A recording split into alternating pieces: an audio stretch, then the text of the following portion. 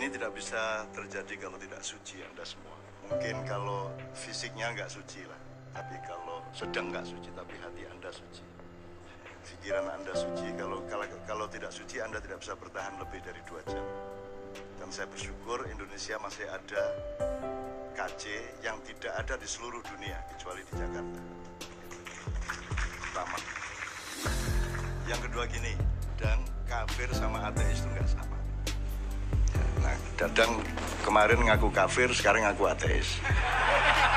Berarti dia tidak ngerti kafir, tidak ngerti ateis, sehingga tidak sah pengakuannya sebagai kafir maupun sebagai ateis.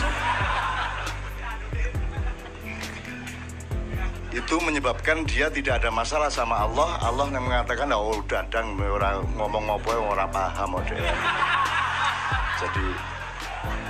Jadi gini, dan kalau kafir itu ada Tuhan tapi diingkari.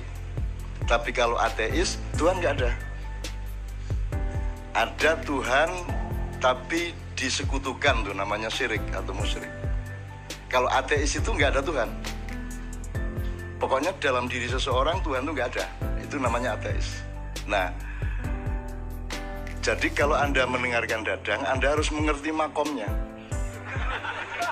Dia itu mataul ghurur, dia itu hiasan di bumi, ya. Jadi, yang penting indah dan menggembirakan. Tidak usah diukur ini Mas Murni apa KW4, pokoknya yang penting Dadang menggembirakan. Ada seorang senior ateis juga, senior ateis di Jogja, namanya Pak Azadi Siregar, Bang Hadi, yang nulis Cintaku di Kampus Biru, itu juga sehari-hari selalu menunjukkan, memberi kesan kepada setiap orang bahwa dia tidak percaya Tuhan, bahwa dia bukan Muslim. Justru karena dia sangat Muslim, maka dia menyembunyikan keislamannya. Bahkan dia mengatakan di Katipiro dalam sebuah diskusi, dia mengatakan, kan Muhammad bilang kalau tangan kanan berbuat baik, tangan kiri jangan sampai tahu. Bahkan kalau sholat jangan sampai ketahuan Allah. Dia bilang gitu. Bang, ojo banter-banter di obong omahmu, saya bilang gitu kan. Terus kemarin saya ketemu lagi, saya bilang, Bang, tapi bagaimana mungkin sholat terus Allah sampai nggak tahu? Allah kan maha tahu. Oh iya ya, Allah maha tahu ya. Jadi setiap kali Allah, waduh tahu ini, ya jadi Allahu Akbar, wah ketahuan dia maha tahu nggak jadi. Akhirnya nggak ada alasan untuk sholat. Karena dia mau ikhlas sholat, jangan sampai ketahuan. Saya sholat tuh ya sholat, titik. Jangan sampai tahu siapa-siapa. Allah pun jangan sampai tahu. Tapi karena Allah maha tahu, dia ingin Allah, waduh ketahuan nggak jadi. Akhirnya gak sembahyang seumur hidup. Nah, Dadang itu sejenis itu.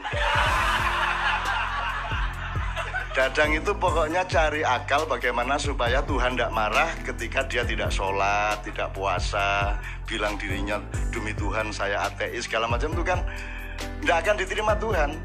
Dan kamu tidak akan saya akui sebagai kafir, tidak akan saya sebagai ateis. Wong tidak logis sama sekali kamu itu. Ya sudah sana mau masuk surga kamu, kan gitu.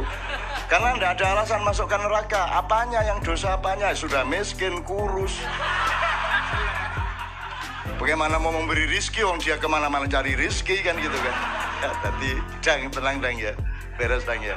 Gitu. Jadi Dadang itu hiasan hidup. Anda harus melihat dia sebagai sumber kegembiraan itu pertama. Jadi gini Mas,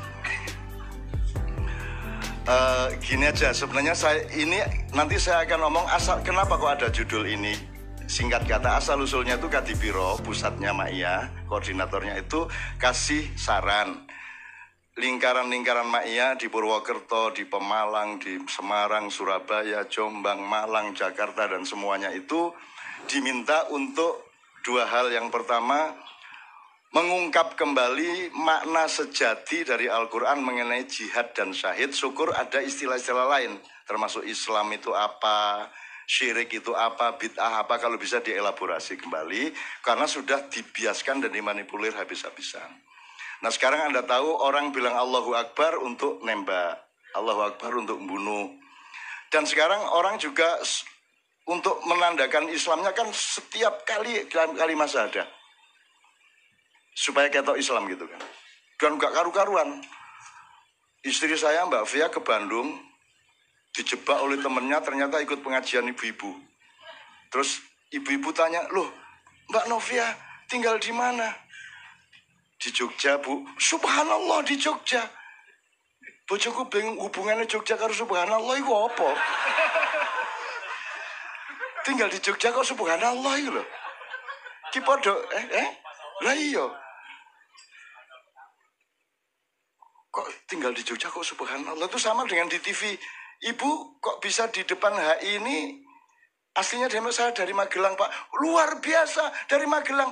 Loh dari Magelang kok luar biasa gitu. Di Indonesia ini nanti saya akan ngomong, udah nggak ngerti bedanya permata dengan batu, udah nggak ngerti bedanya emas dengan kerikil. Ini kunci malam hari ini, ya kuncinya. Tapi nanti dulu. Jadi kita kembali ke subhanallah tadi. Jadi setahu saya subhanallah itu kan mengingat kesucian Allah. Maka alasannya adalah kalau kita melihat sesuatu yang kotor, kita sebut kesucian Allah, kan begitu. Ada orang korupsi, subhanallah. Karena korupsi itu kotor. Kalau alhamdulillah jelas lah. Ada cewek cakep. Alhamdulillah. Gitu kan. Peres. Gitu. Padahal melenduk. Ya. Gitu. Alhamdulillah. Terus engkau jadang, mana aja alhamdulillahnya. Gitu kan. Kalau astagfirullah jelas kita menemukan yang kotor dan buruk dalam diri kita, maka kita bilang astagfirullah. Jelas, simple. Alhamdulillah sama. Tapi kalau subhanallah, apalagi Allahu Akbar, itu Anda tidak logis mengucapkan Allahu Akbar kalau Anda tidak terkagum-kagum atau terkejut atau terpana atau tergetar oleh kebesaran ciptaan Allah. Jadi gak iso demo Allahu Akbar. Lah apa demo Allahu Akbar? Apa rek aku sebut-sebut rek Gusti Allah dari langit ngomong gitu ngene. Apa aku sebut-sebut iki? Kamu gak kagum apa-apa kok mau bunuh orang kok Allahu Akbar. Allahu Akbar itu kan tadi terusannya Rabbana ma khalaqta hadza batila. Jadi Allahu Akbar itu puncak perintah Allah untuk meneliti dirimu sendiri, meneliti alam, meneliti kehidupan. Terus kamu menemukan kekaguman-kekaguman luar biasa. Ya Allah, aku ini sudah mau jual rumah, udah nggak punya harapan. Lu ada lo teman yang nolong saya, Allahu Akbar. Kagum saya sama takdir Allah itu. Nah, baru cocok Allahu Akbar. Maka kalau kamu Allahu Akbar, Allahu Akbar, Allahu Akbar, itu kamu disuruh meneliti 1 bulan, maka itikaf 1 bulan, berpuasa, mengambil jarak dari materialisme, mengambil jarak dari mainstream. Kamu selama berpuasa, akhirnya kesucian dirimu itu menemukan hal-hal yang dahsyat dari kehendak Allah dan ciptaan Allah. Maka kamu tidak sabar untuk menunggu mengucapkan Allahu Akbar gitu. Iki meneng-meneng Allahu Akbar. Ono apa Allahu Akbar? Iya nono ndas melaku dewe 5, nah itu Allahu Akbar. Apa kaki 1000, tadi ada memedi 1000, sikil 1000 melaku gandek awak itu. Utawa ono tangan ngene iki karo nyekel nyekel dekmu itu ya. Di kamar ngene dan seterusnya lah gitu ya. Tapi saya nggak akan berpanjang, tapi intinya kalau kembali ke Mbak tadi, dia kan juga memaksudkan bahwa sesungguhnya Islam itu bukan sesuatu yang tidak bisa mata mengandalkan Islam. Mata diandalkan untuk jadi gini, saya tuh nggak bisa nuduh si teman saya ini kafir. Wong saya nuduh dia muslim aja nggak bisa kok saya. Saya nggak punya data apapun mengenai dia. Saya bilang Ustadz muslim aja saya nggak berani kok. Jangankan saya bilang kafir, saya bilang dia muslim pun saya tidak berani. Jangankan dia, aku menyebut diriku muslim pun aku tidak berani. Karena itu prerogatifnya Allah untuk menilai aku ini muslim benar apa bukan. Lah kok saya menyebut diri saya muslim? Saya cuma berusaha. Saya berikhtiar, mudah-mudahan nanti lulus Allah. Lah kok saya ini ngafir-ngafir ini. Itu namanya kafir. Orang yang mengkafir-kafirkan adalah orang kafir. Kenapa? Karena itu haknya Allah mengkafirkan. Karena Allah yang punya data, punya informasi, punya fakta, dan bisa melihat yang zahir maupun yang batin mengenai Islam tidaknya seseorang. Maka hanya Allah yang layak mengetahui seseorang itu muslim atau tidak muslim. Kalau ada orang mengatakan kamu kafir, itu berarti dia menutupi haknya Allah. Maka dia kafir, menutupi itu kafir. Makanya bahasa Inggrisnya cover bed, ya. Itu diambil dari bahasa Arab. Kafir itu asal-usulnya petani. Petani itu disebut kafir karena pekerjaannya menutupi tanah dengan tanaman. Terus diambil untuk istilah teologi. Jadi kafir adalah orang yang menutupi kebenaran Allah. Apalagi nggak hanya menutupi, tapi mengklaim haknya Allah dipakai oleh dirinya. Itu kafir mu'akkad dan mughaladhah. Kira-kira ngono ya, Rek ya. Jadi sekali lagi ya, makanya saya tidak pernah peduli Anda beragama apa. Anda otentik apa tidak gitu, Anda jujur apa tidak, begitu dok saya tahunya. Bagaimana saya tahu Anda Muslim? Apa mergo kupluan? Apa Anda Muslim? Sekarang itu Masya Allah sudah sampai ke situ, kita ditipu selama 500 tahun sampai 700 tahun. Itu nanti kalau ada waktu baru kita omongkan yang 500 tahun, 700 tahun, meskipun tidak perlu eksplisit.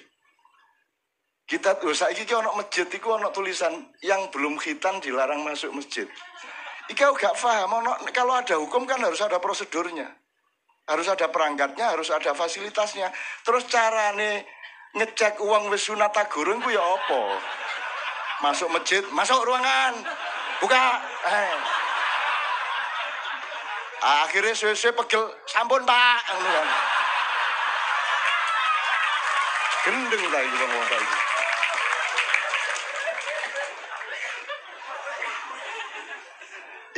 Ini kalau diperlebar banyak sekali ini, tapi saya mohon maaf kepada MUI, saya mohon maaf kepada teman-teman yang lain. Saya bukan apa, saya cuman urun logika, urun akal sehat.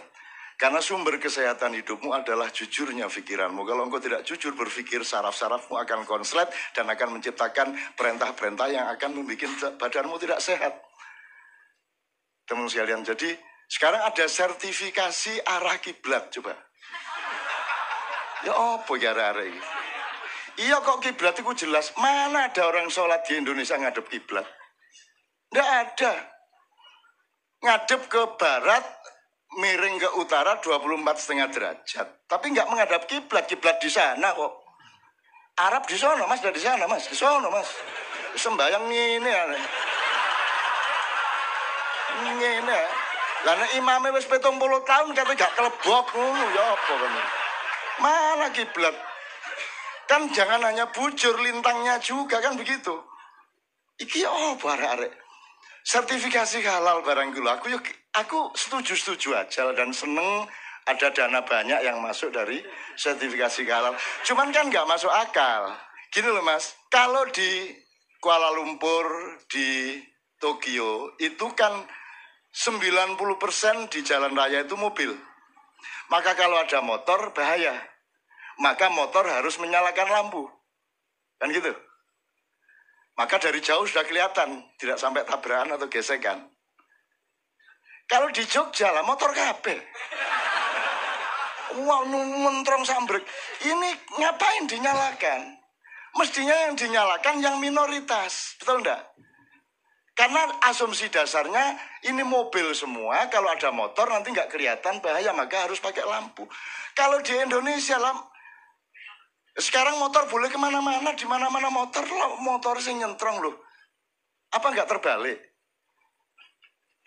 Di Amerika mayoritasnya tidak muslim, maka asumsi dasarnya makanan itu haram, maka dibutuhkan sertifikasi halal. Di Indonesia mayoritas muslim, semua makanan relatif halal, maka yang dibutuhkan sertifikasi haram.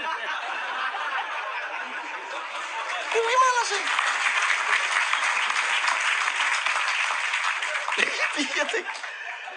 Ya tapi tidak apa-apa, wong dia nggak ngerti. Tuhan bingung, waduh nggak paham. Engkau nyun sewu ketua MUI, kamu kok bikin begini? Kenapa? Kan saja sertifikasi haram, kok halal? Loh ngoten ta? Mboten ngertos ya kula. Akhirnya masuk surga, wis mlebu wong gak paham kon gitu. Enak pokoknya. Jadi jadilah orang sebodoh-bodohnya orang, sehingga Anda tidak ada alasan pada dirimu untuk dimasukkan neraka. Begitu si siapa jenenge malaikat Malik mau menyeret, sebentar, apa ini kok saya dimasukkan neraka? Lu kamu dulu kan nandatangani surat sertifikasi halal, seharusnya kan haram. Lu kok ngoten? Lu gini loh, terus terus malaikat ngekei makalah ini loh, lihat makalahnya gini. Ini seperti motor dan mobil, halal dan haram gini. Wah ngoten ta, wah mboten kondo bian sampean. Mboten roh kula. Akhirnya wis mlebu swarga, gak masalah. Jadi tak dongakno semua mlebu swarga. Gitu loh. Kan iku karo swarga cek kepincurute kan iku. Swarga karo Indonesia iki padha. Wis ngene iki swarga iku kira-kira. Pokoke angger atimu ngene iki berarti wis swarga. Gitu loh, tenang aja.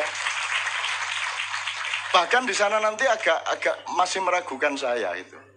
Arep dangdut tuku kaset ning ndi?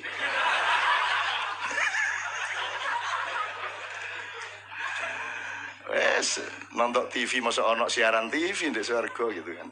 Enggak, maksud saya itu mbok fokus sama Allah aja. Kalau Anda cari surga mungkin dapat surga, tapi belum tentu dapat Allah karena Allah nanti menjebak kamu. Alah kamu lah cari surga, enggak cari aku. Jadi Tuhan malas betul masuk ke surga. Mana kok Tuhan enggak ada di surga ini? Terus karena orang bertahu